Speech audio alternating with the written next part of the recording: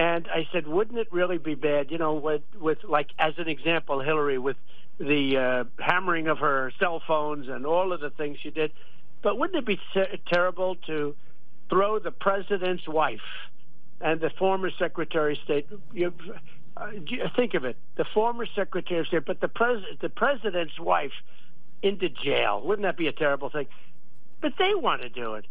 So, it's a terrible, terrible path that they're leading us to, and it's very possible that it's going to have to happen to them. Did you catch what Donald Trump just said there? That was from last night when he called into Newsmax and talked to host Greg Kelly, and he brought up Hillary Clinton.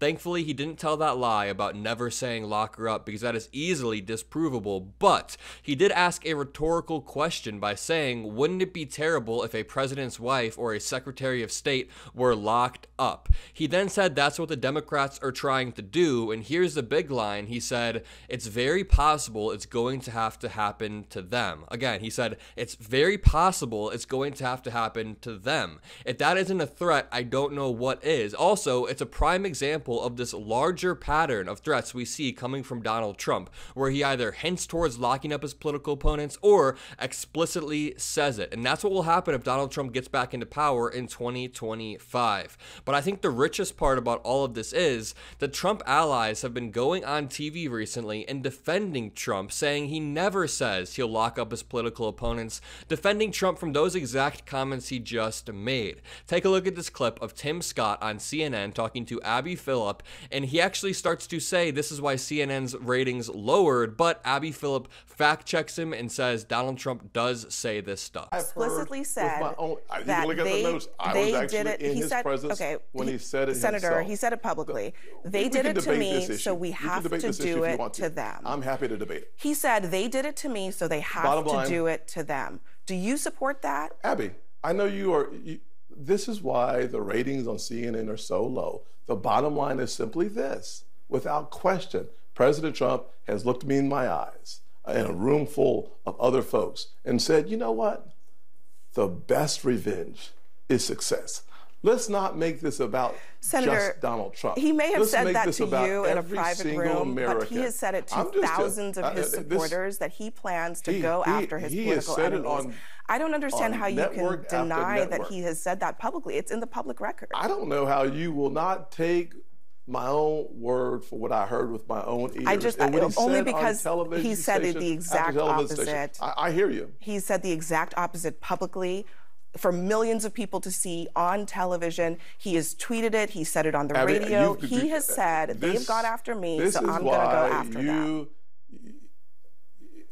You can just answer the question. If he said that, would you support that? I have answered the question. You don't like my answer, but I've already answered the question. But here's the bottom. That is a perfect microcosm of the MAGA world right there. Tim Scott says that Trump never said something that Trump has said multiple times publicly, and when he gets fact-checked by Abby Phillip on CNN, he says, oh, but Trump said this to me privately, which how does that cancel out what Donald Trump has said publicly? If anything, that makes it worse that Donald Trump is making threats publicly, but then somehow is this peaceful guy when in private. It doesn't make any sense whatsoever. Donald Trump then began to attack Nikki Haley, talking about how badly he beat her, even though Nikki Haley just said a few weeks ago that she was going to vote for Donald Trump, but I guess this is her reward. I'm going to play this clip, then I'm going to play some clips of Nikki Haley absolutely digging into Donald Trump back when she was running. I'm going to hold it. As far as Nikki's concerned, I was very disappointed in her because she stayed too long. And remember, I beat her in her own state. I beat her very badly everywhere. I set records in the primaries. People don't, want to talk about it, but if it was somebody else other than me, they'd say, wow, what a job.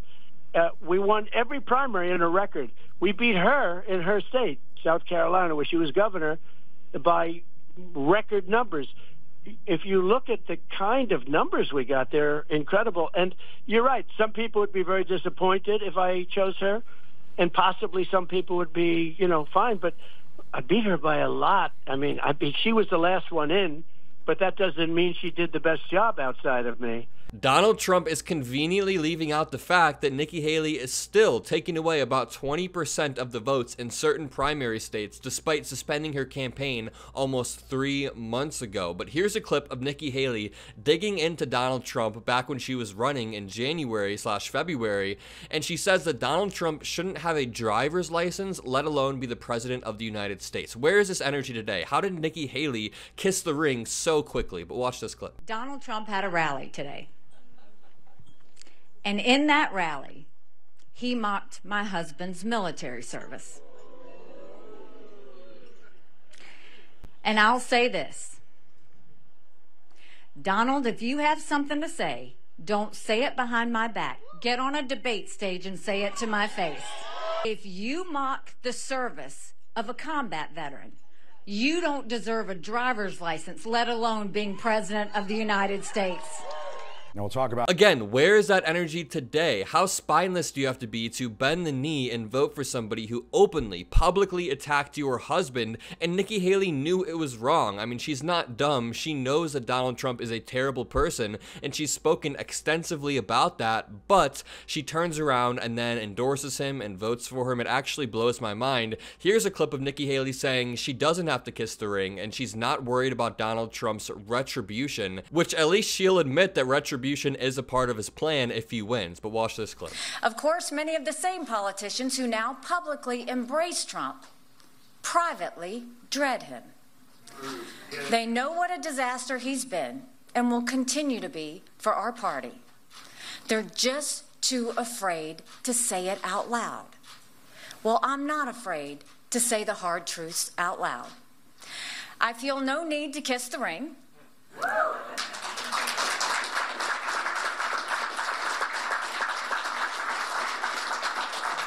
I have no fear of Trump's retribution. I'm not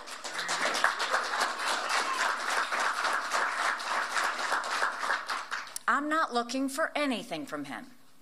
My own political future is of zero concern.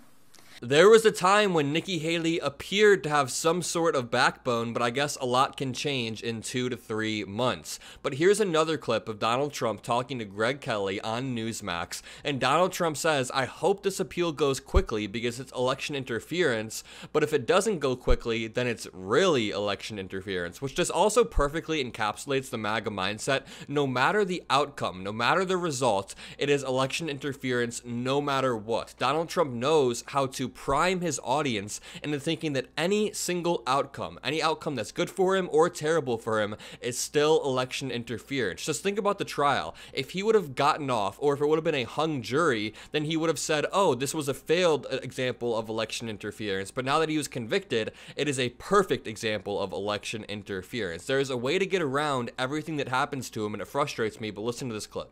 You know, I think that's going to be one of the major points in appeal, and hopefully the appeal will go quickly because they're interfering with the election. If it doesn't go quickly, they're really interfering with the election. Now, with that, if the appeals process goes slowly, then they're really interfering with the election. But even if it goes quickly and it goes my way, they're still interfering with the election. As I said, no matter the result, no matter the outcome, he's going to find a way to spin it as election interference. If you agree, make sure to leave a like, comment a blue heart if you made it this far in the video, hit that subscribe button. Most importantly, have a great day.